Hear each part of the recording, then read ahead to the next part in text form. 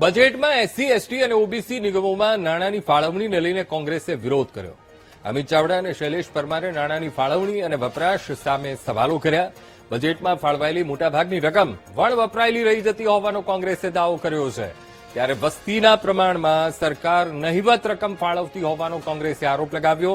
સફાઈ કામદાર વિકાસ નિગમમાં ફાળવેલી રકમમાંથી 29% રકમ વપરાયેલી હોવાનો દાવો થઈ રહ્યો છે.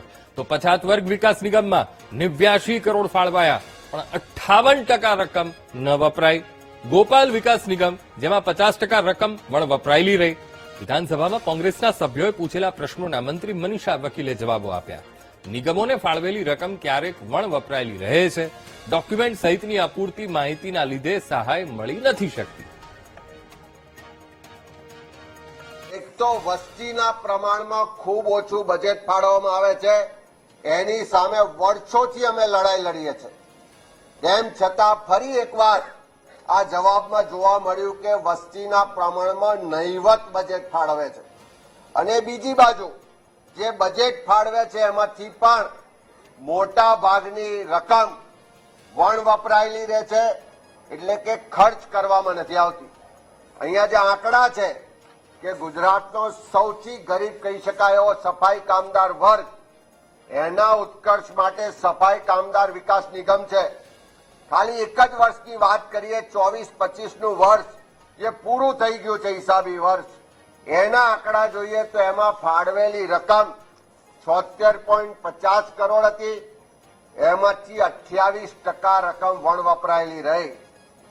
અલ્પસંખ્યક વિકાસ નિગમ એટલે કે લઘુમતી સમાજના લોકોને મદદ કરવા માટેનું આ નિગમ, એમાં 24-25ના વર્ષમાં ફક્ત 22.80 કરોડ રકમ ફળવાઈ અને એમાંથી 40% રકમ વપરાયેલી રહી.